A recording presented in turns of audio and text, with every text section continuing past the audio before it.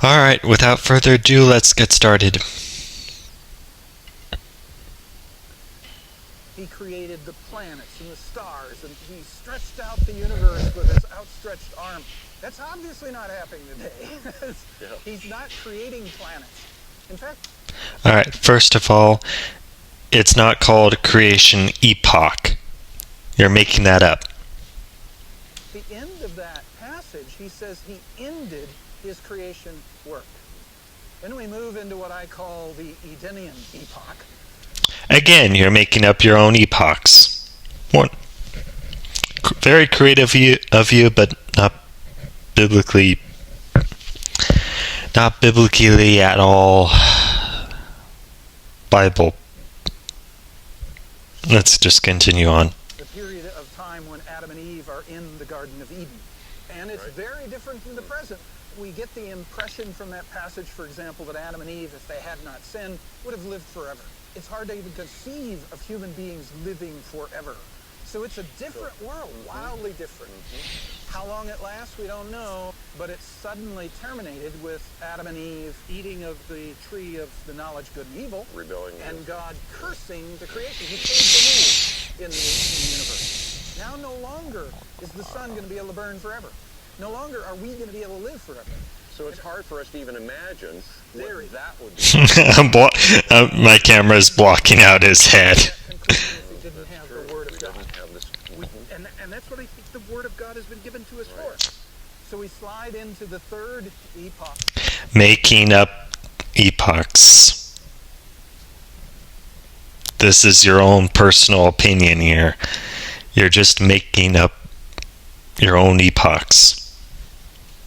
Of time, what I call the antediluvian period. Antediluvian.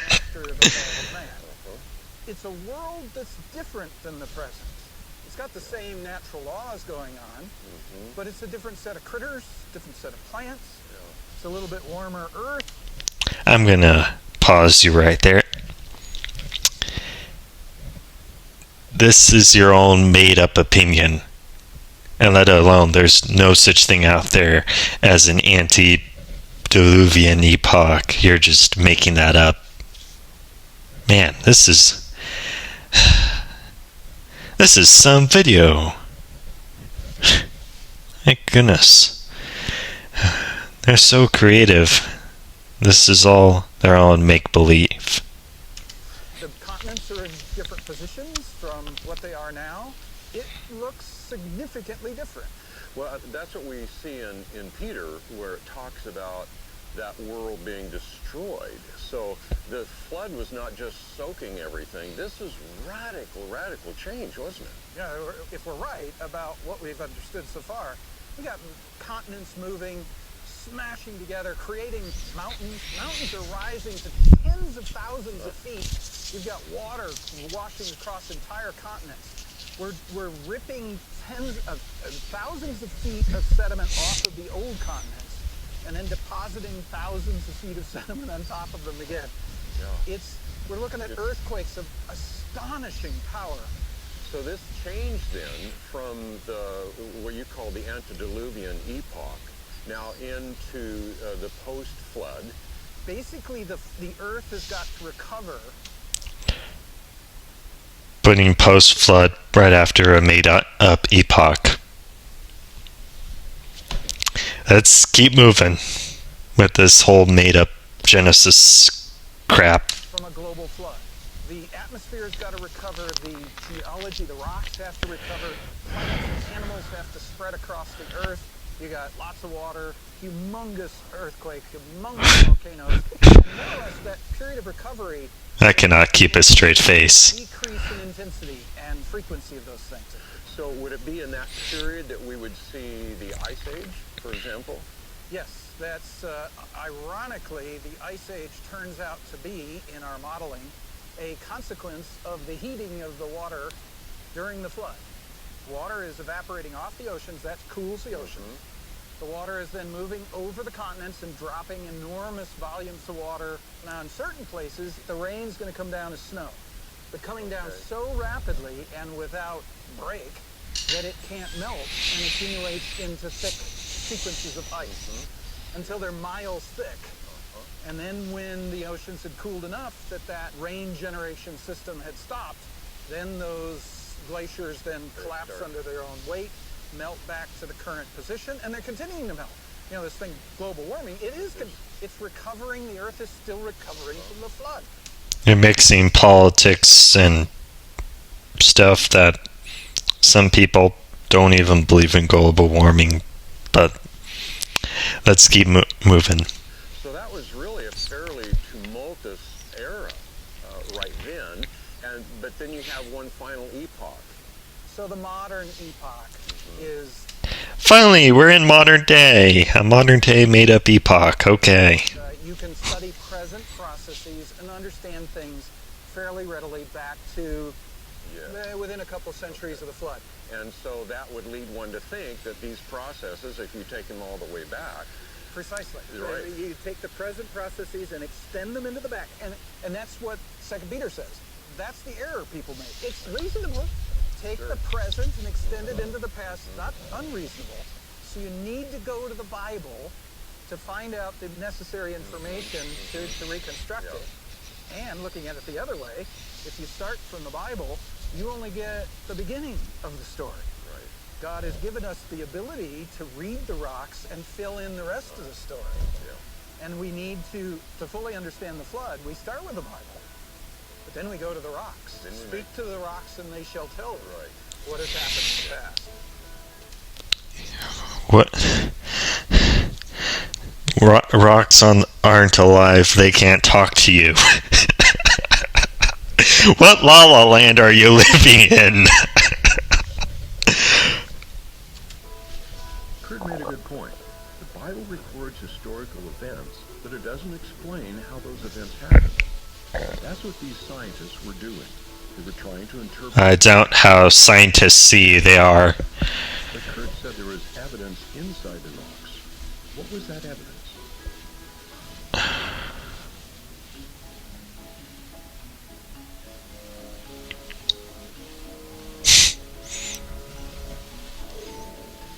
I love coming to the natural history museums. For me, as a paleontologist, it's like a chance to go to a zoo.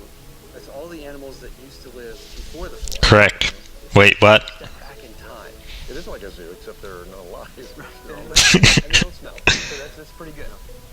And the Natural History Museum isn't just about telling us what was there. It's also trying to give us a storyline, right? And we've got two possibilities. We've got these two paradigms between a naturalistic view and a biblical view. And all the natural history museums in the country, most of them around the world, all give you just one of those views, only giving you the naturalistic, old Earth view of the world.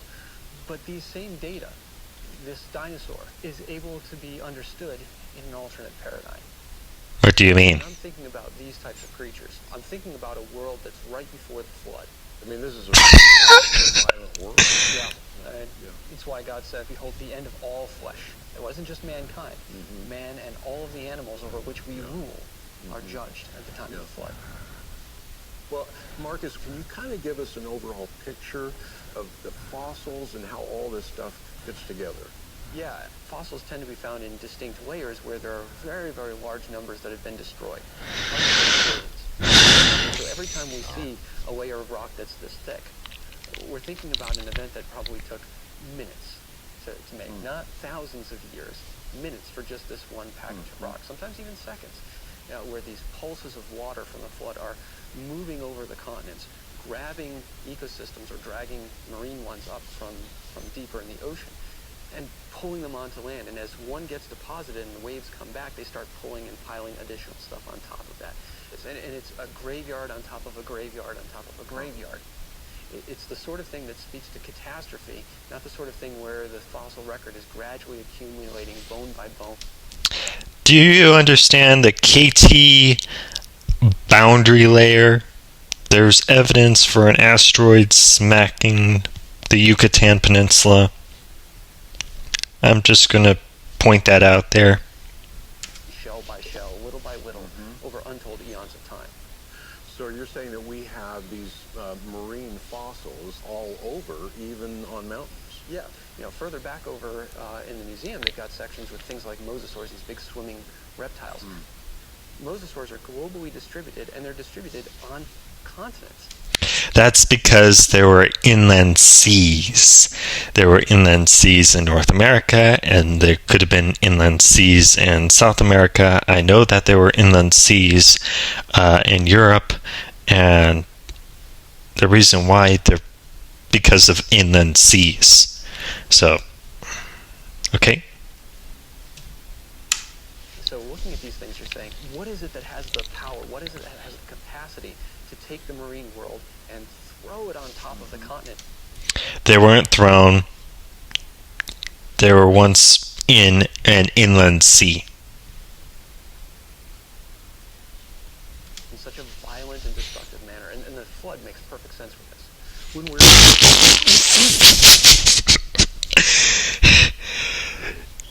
You are an imposter. You're not a paleontologist. If I were your manager, I would get a nice good rubber boot. Okay? Nice good rubber boot. Put it on my feet. Wound it up. And kick you out of that museum, cartoon style, up into the air, and you disappear up in the sky. Oh my goodness. This paleontologist is a retard.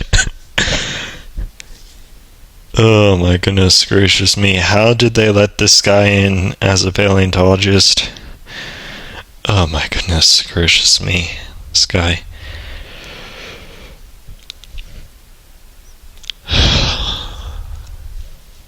I'm gonna have to continue on, but I feel like steam's about to come out of my ears. And we saw that great unconformity. Yeah. And there were no fossils to speak of really below that. And then all of a sudden we start getting... Wouldn't that be the Earth's crust? Or just an area that fossils wouldn't really fossilize a layer of ground in general? Because it could be a different sort of rock. Aren't you gonna at least put it out there? Nope.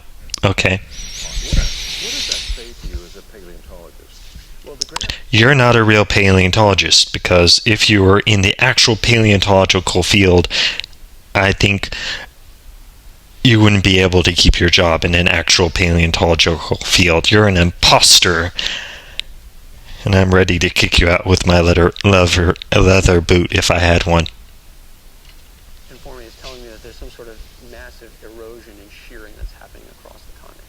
And then once we start getting to those nice sedimentary rocks that have all the wonderful fossils in them, the pattern starts to emerge. The ecosystem that has the first animals in it shows up very suddenly.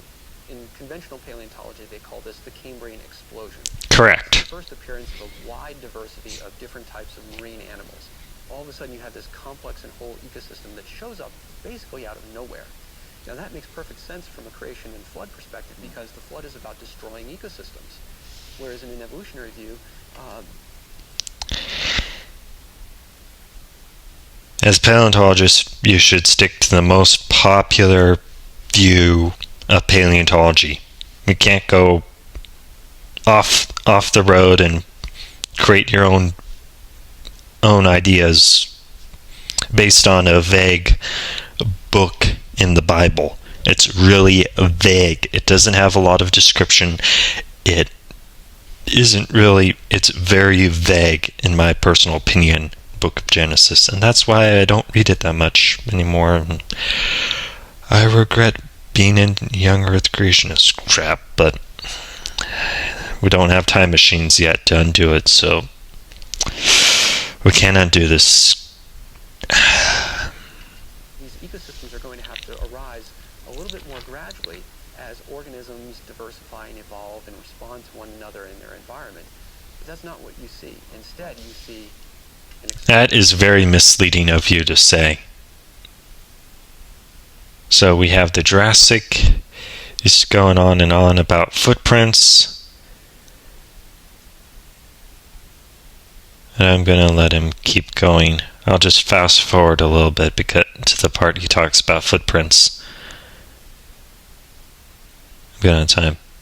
Where's the footprints? Footprints are right about here. Trackway production and ultimately the animal that made it. But that obviously doesn't make a whole lot of sense, right? Because if there's trackways, there's animals, and those animals have bones and teeth and shells to them. Why aren't they fossilized? Instead, the patterns tell us something different. There's no time between when somebody... The fossil trackways are an incredible thing, and they're fossilized tracks, and you're telling me you do not understand fossilized trackways. What the HE double hockey sticks is wrong with you? leaves a track and when somebody gets buried.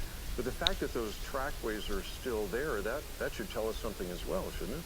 One, it tells us that the deposition or the placement of the next layer on top of them had to happen very, very quickly. Because, again, you go out onto a beach and you walk in the sand, your trackways are destroyed very, very quickly. But the fossil record is showing us something very different from today. This is death in a moment. Yeah. This is death in an instant. And we're talking about a world that was complex, whole... Keep in mind there are other natural disasters besides flash floods. You have volcanoes erupting. You have asteroids, which are very common, popular natural catastrophes that happen, that paleontologists like to use in their theories. But yeah, you need to be kicked out. Security! Degraded, and the flood is destroying that world essentially and burying it in a vertical fashion.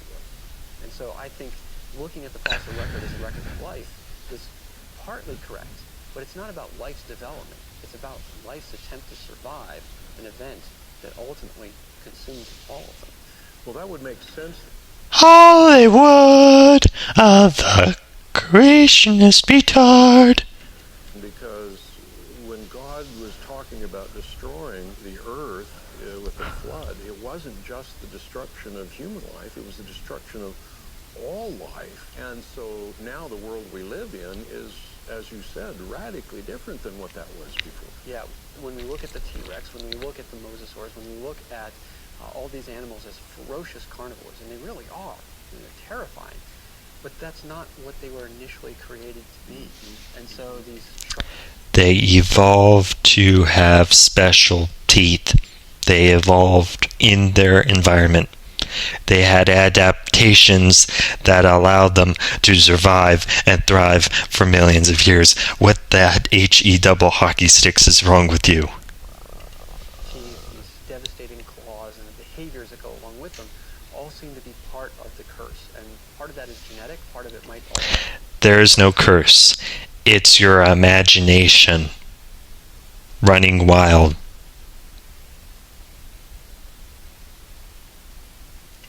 Maybe just some modifications, but these organisms, by the time we see them, and this is important for us to remember when we come to a natural history museum, is you're not seeing the world at creation week. You're seeing the world as it... No, you're seeing the world evolving and changing and adapting to certain environments. And these animals thrived for 3 eras of geological time, the Triassic, Jurassic, and Cretaceous. And then they got wiped out by a stone that hit the Earth, and that thing in itself is between... well, you have the 65 million years ago, and now they're saying 66. I don't know if they're going to change the dates or not, but I think it will stay hopefully to 66. And yeah, you've just definitely you've just been brainwashed into the most ridiculous imagination set possible.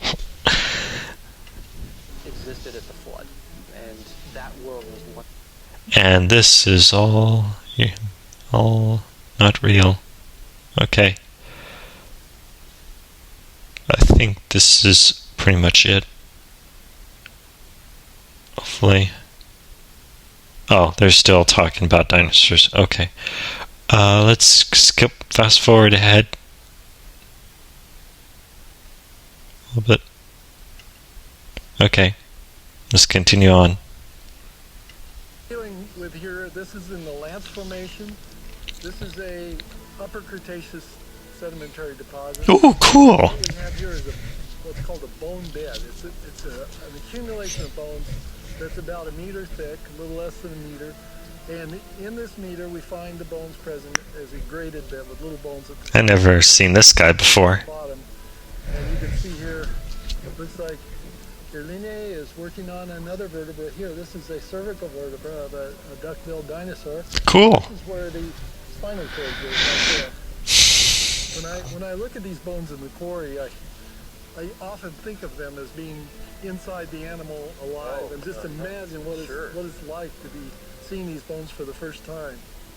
So this is just full of bones, and it's not like we have to go looking for where the bones are. We just have to sit down and start digging. What is mainly different about the sites that you're digging here as opposed to what we would say a general dinosaur dig somewhere? Well, there are dinosaurs found all over the world, but this particular site is unique in that it's probably one of the largest collections of bones in the world. And there are the remains of I'd say between 5,000 and 10,000 animals, each 20 to 40 feet long in this deposit. These are big animals, and there are a lot of them. Mm-hmm. Let's step back for just a second. Okay, so we had a duck-billed dinosaur roaming around the Earth, and all of a sudden it dies. Would it become a fossil? Fossilization requires very special circumstances. Normally, we know, for example, if a coyote dies out in the desert, its body is soon gone. Yet these bones are all perfectly preserved. They have never been subjected to weather. They are just all there. Today it would be very difficult to imagine how you could do that. To some extent, we would really say that to find a fossil is rare. Even though we have many, many fossils, in terms of things that die, it's rare if they become fossilized. It is rare. It requires special circumstances, not the least of which is rapid burial. These animals had to die, and then their carcasses had to have time to rot. So we're talking days or weeks or months, during which time the bones and tissues were either eaten away or rotted away, and then the bones that remained were deposited instantaneously in this environment, because they're in a graded bed with big bones at the bottom and little bones at the top. And you can see that here. The big bones are all down at the bottom, and when they start digging up here, they start to find smaller bones. So that condition requires a sorting process that can only take place during a catastrophic emplacement.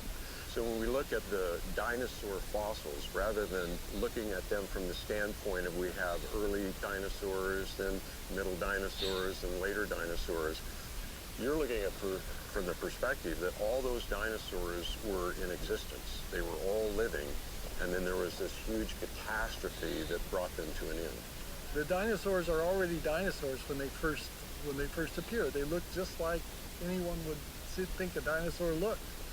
And this is an enigma for those who believe in the evolution of the dinosaurs. But we hear a lot about transitional forms. What's the real story there? Scientists have been able to lay out some forms they think are transitional, and some of them are very interesting, some even challenging. But they are the exceptions to the rule. The